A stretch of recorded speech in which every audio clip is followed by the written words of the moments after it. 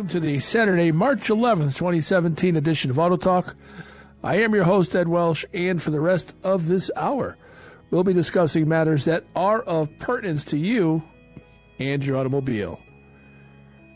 As always, we hope to impart to you some useful automotive information and perhaps provoke some automotive conversation on this rather chilly winter morning, because yes, it's still winter for about another 10 days.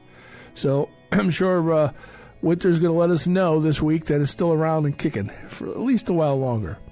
So be careful out there. Very, very cold today. About 5 degrees this morning above when I came to the studio. So bundle up if you're going out. And I want to thank all of our listeners. Last Saturday, we broadcast from the Heartathon, and our Heart Radiothon raised $50,000 last week, and we did very well last Saturday morning. So I want to thank all my listeners and everybody who contributed. Great effort on WIBX's part, and $50,000 raised. That's pretty good. So thank you, everybody. Hey, we've got a lot of stuff to talk about today, and also remind you before we get started to turn your clocks ahead tonight. Yes, it's time to give back the hour that we borrowed back in October. So adjust your clocks, turn them ahead tonight, and so when you go out for the paper tomorrow morning or go out for breakfast in your car, the clock's going to be wrong in your car. So here's a tip. Fix it tonight before you get out of the car. This way you can turn back time ahead of time. How's that? I want to talk today's car care tip of how to put the brakes on rising gasoline prices. Since last year, prices have been creeping back up. And because they were so low, and most people weren't complaining about it, and the economy's doing a little better. Our cars are getting better mileage than they did 7 or 8 years ago for the most part. But we're roughly 45 cents a gallon higher than we were at this time last year. Well, that's a lot of money. If you're burning 20 gallons a week, that's almost a $10 bill. That's serious money. That's talking about $40 a month. So it's been a while since we talked about saving gas, because it's been so cheap, nobody really was paying much attention to that. But when we talk about saving gas, there's several things we can do, some of which are totally within your power. But how much could you really save? Well, according to the U.S. Department of Energy, if you're practicing some fuel-efficient driving techniques, for example, you can improve your mileage by more than 10%. Now, good maintenance, for example, will not just yield you some immediate results, but it can help you avoid some repairs down the road. So, preventive maintenance saves the gas and perhaps saves you from a bigger repair bill later, which is, again, you don't really know what that could be. But any gas savings is certainly immediate. So we're going to give you some tips to squeeze the most out of your miles per gallon. And I've got a couple here you're probably not used to hearing. One that I know it'll be new, and that I was thinking about the other day. First of all, slow down. Every 5 miles per hour you drive over 60 miles per hour costs an extra 10 to 20 cents a gallon. That's right. Gentle, even pressure on the accelerator pedal also causes the transmission to shift earlier, which basically saves energy. In other words, it's jumping up into higher gear with an easy shift rather than you just stomping on the gas pedal. When you stop on the gas pedal, generally it downshifts to accelerate. So what you want to do is slowly bring the speed up and have it upshift, which puts you in higher gear. And if you've got a car with a tachometer, you know what I mean, because you can watch the tachometer start to drop as it upshifts to a point. And the idea is you want a car that's around between 1,600, 1,700 and 2,200 RPMs at about 60 miles an hour. And if you drive 55, you'll notice it drop 300 or 400 RPMs. That's where the gas savings is. Now, we just talked about gentle acceleration, but also drive gently, period. If you use your accelerated pedal like there was an egg between it and your foot, again, the car will be more efficient. And when you have a jackrabbit start, or you just stop real quick, you're barreling towards a stop sign and stomping on the brakes, for example, that uneven application of the gasoline pedal all the time really is not just more inefficient, but it also is really detrimental to the brake system and puts wear and tear on lots of other parts. So guess what? Drive gently, like there's an egg under the accelerator. And of course, consolidating trips, avoiding excessive idling. Average car will burn about a gallon of gas an hour just idling. So if you let your car just sit there and idle for 20 minutes, do that every day. Adds up, right? It adds up. By the way, doing those things can really increase your fuel efficiency at least 25%. That's pretty good.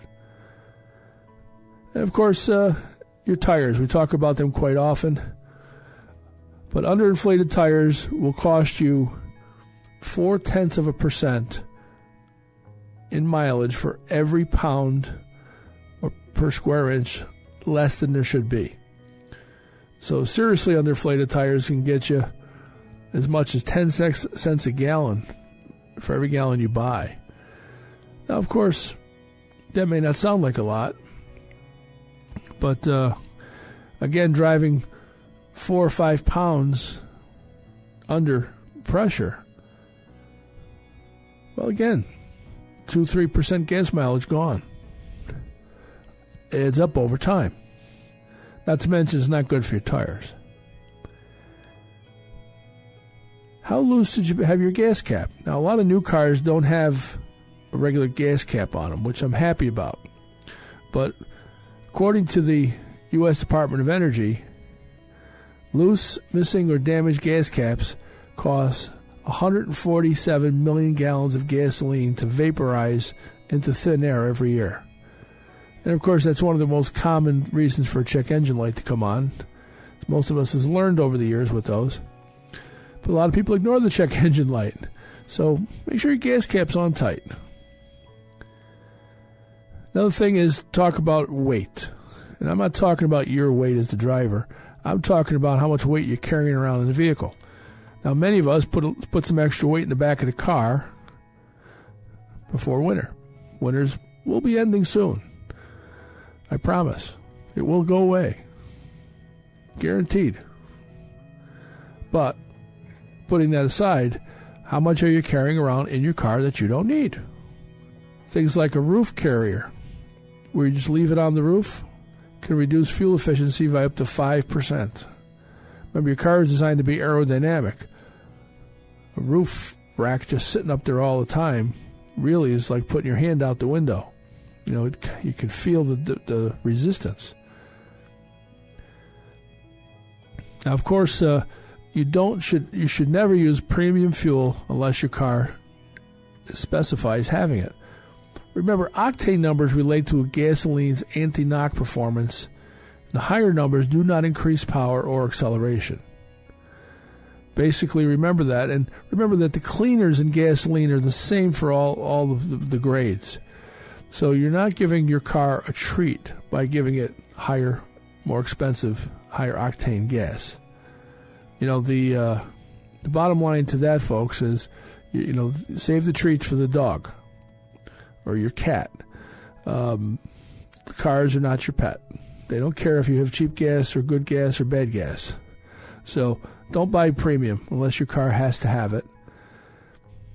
And of course, make sure things are serviced. And I'll give you an example. According to fueleconomy.gov, the government claims that just keeping things tuned properly can raise your gas mileage by 4 or 5%. So inefficient combustion is a problem. And one of the things that actually can do this over a period of time is something like the oxygen sensor getting to be really old. Or leaving the spark plugs in there forever. We used to change all these things pretty quickly. We don't change spark plugs now for 80, 90, 100,000 miles. But you know what? You could take them out and make sure they're gapped correctly.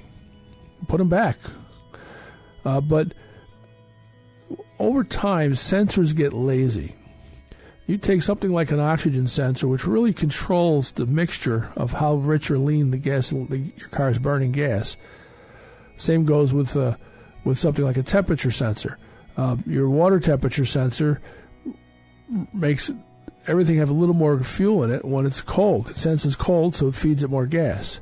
Well, if the O2 sensor and your temperature sensor, your water temperature sensor, is getting lazy, it may not yet turn on the check engine light if it's still within parameters, but if it's at the far side of the parameters, maybe it's getting things a little more rich, a little bit longer than it should, for example.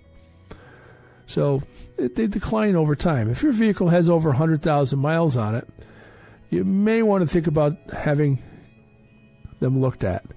Each sensor has a specification in ohms of how much resistance is supposed to be in the sensor, and they can test it. I recommend testing it, not just replacing it.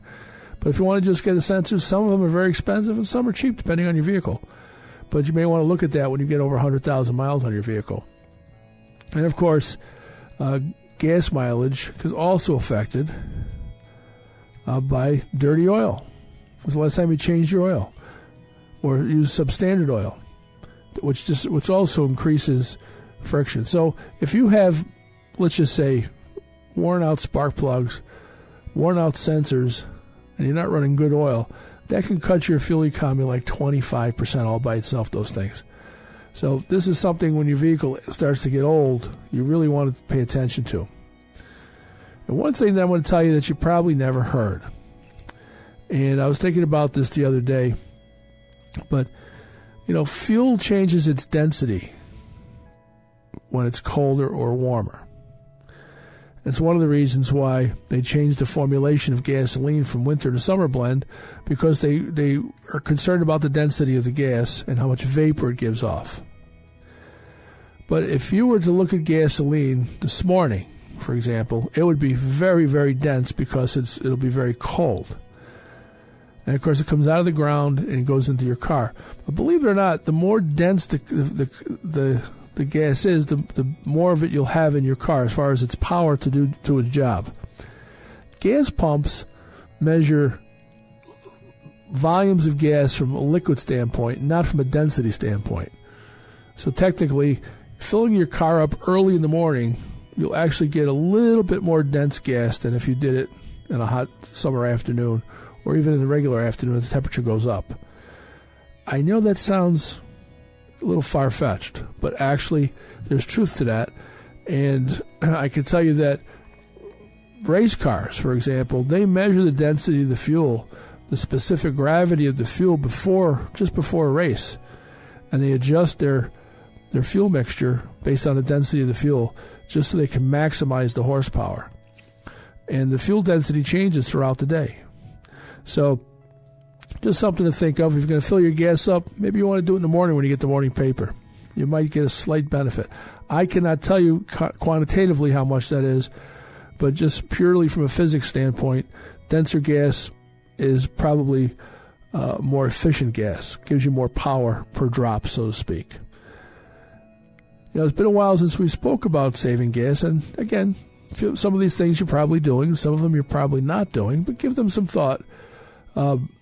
Where prices are going to be going this summer is still a question mark. We'll talk about that a little bit maybe next week as I continue always do my research on this. But for right now, the prices are not going to go down, I don't believe, today. So you're paying more, almost 50 cents a gallon more than you were a year ago. So take advantage of some gas saving tips. Folks, it's 20 minutes past the hour. We're going to take a commercial break, and we come back. We're going to talk about Consumer Reports, the top brands for 2017. So I hope you'll stick around. I'm Ed Welsh. You're listening to Auto Talk on your News Talk and Sports Leader, WIBX 950 and WIBX950.com.